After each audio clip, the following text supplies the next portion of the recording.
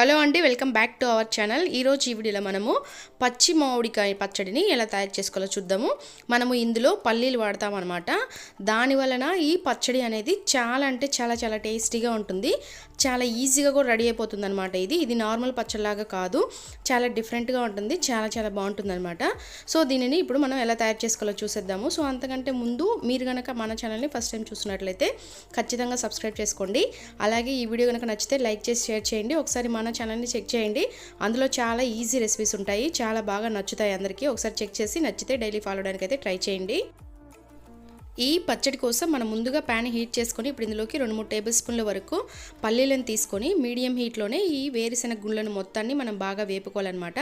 అంటే ఇక్కడ నేను ఒక పచ్చి మామిడికాయ తీసుకుంటున్నాను చిన్నది, దానికి తగ్గట్టుగా 2-3 టేబుల్ స్పూన్ల వరకు తీసుకున్నాను. అంటే మనం తీసుకునే మామిడికాయ ముక్కల్ని పట్టి మనం ఈ పల్లీలు అనేది తీసుకోవాలన్నమాట. వీటి మొత్తాన్ని ఈ విధంగా వేపుకొని పక్కన పెట్టుకోవాలి. ఆ తర్వాత ఇప్పుడు ఇదే ప్యాన్లోకి జస్ట్ సగం టేబుల్ స్పూన్ వరకు ఆయిల్ అనేది యాడ్ చేసుకొని దాన్ని హీట్ చేసుకొని ఇప్పుడు ఇందులోకి కారంకు తగ్గట్టుగా ఒక 8-9 వరకు ఎండుమిర్చిని యాడ్ చేసుకొని వీటి మొత్తాన్ని లో హీట్లోనే మాడిపోకుండా జాగ్రత్తగా వేపుకోవాలన్నమాట. వీటిని కూడా వేపుకొని పక్కన పెట్టుకోవాలి. ఆ తర్వాత ఒక మిక్సీ జార్ తీసుకొని మనం ముందుగా వేపి పెట్టుకున్న పల్లీలను తీసుకొని ఇప్పుడు వీటి మొత్తాన్ని ఈ విధంగా గ్రైండ్ చేసుకోవాలి.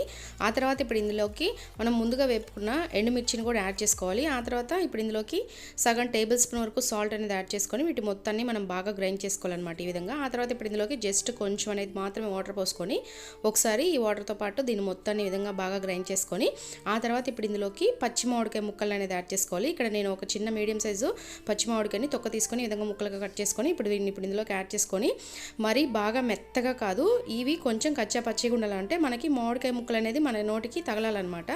ఆ విధంగా గ్రైండ్ చేసుకోవాలి. ఇక్కడ మీకు మామిడికాయ ముక్కలు కనిపిస్తున్నాయి కదా, సో ఈ విధంగా మనం జాగ్రత్తగా ఆపుకుంటూ జస్ట్ 2-3 సెకండ్ల వరకు ఆపుకుంటూ వీటి మొత్తాన్ని గ్రైండ్ చేసుకొని ఈ పచ్చడి అనేది మనం పక్కన పెట్టుకోవాలి.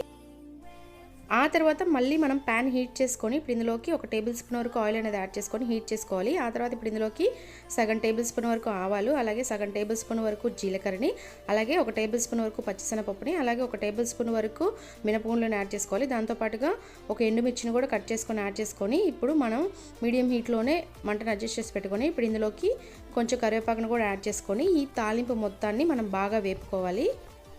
ఈ తాలింపు మనకి బాగా వేగిన తర్వాత ఇప్పుడు ఇందులోకి ఉల్లిపాయ ముక్కల్ని యాడ్ చేసుకోవాలి. దాంతోపాటుగా 5 లేదా 6 వరకు చిన్న ఉల్లిపాయలను కూడా ఈ విధంగా ముక్కలుగా కట్ చేసి పెట్టుకొని వాటిని కూడా ఇప్పుడు ఇందులోకి యాడ్ చేసుకొని వీటి మొత్తాన్ని వేపుకోవాలి. అంటే ఈ ఉల్లిపాయలు మనకి బాగా వేగనవసరం లేదు, జస్ట్ మనకి కొంచెం పచ్చిగా ఉంటేనే పచ్చట్లోకి బాగుంటాయి అనమాట. జస్ట్ 1-2 సార్లు అలా కలిపేసుకొని మనం మంటను లో హీట్లోకి అడ్జస్ట్ చేసి పెట్టుకొని ఇప్పుడు ఇందులోకి మనం ముందుగా రెడీ చేసి పెట్టుకున్న పచ్చడిని ఇప్పుడు ఇందులోకి యాడ్ చేసుకొని ఇది కూడా మనకి ఎక్కువ వేగనవసరం లేదు, లో హీట్లోనే జస్ట్ ఒక 1/2 మినిట్ వరకు వేగితే సరిపోతుంది.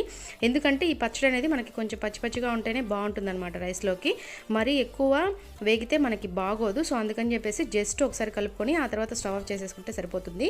ఇది మధ్యలో కలుపుకునేటప్పుడు మనకి కనుక సాల్ట్ అనేది సరిపోకపోతే చూసి అడ్జస్ట్ చేసుకొని యాడ్ చేసుకొని ఆ తర్వాత ఒకసారి బాగా కలుపుకొని ఆ తర్వాత స్టవ్ ఆఫ్ చేసేసుకుంటే మనకి ఇది సరిపోతుంది అనమాట. ఈ పచ్చడితోటి మనం నెయ్యి కనుక కలుపుకొని అన్నంలోకి తిన్నామంటే చాలా బాగుంటుంది అనమాట. తప్పకుండా ఈ పచ్చడిని ఈ విధంగా ట్రై చేయండి. సో ఇది ఈ వీడియో కనుక మీకు నచ్చినట్లయితే ఖచ్చితంగా లైక్ చేసి షేర్ చేయండి. అలాగే మన ఛానల్ని సబ్స్క్రైబ్ చేసుకోవడం అయితే అస్సలు మర్చిపోవద్దు. ఒకసారి మన ఛానల్ని చెక్ చేయండి, అందులో చాలా ఈజీ రెసిపీస్ ఉంటాయన్నమాట, చాలా బాగుంటాయి. ఒకసారి చెక్ చేసి నచ్చితే డైలీ ఫాలో అవడానికి అయితే ట్రై చేయండి.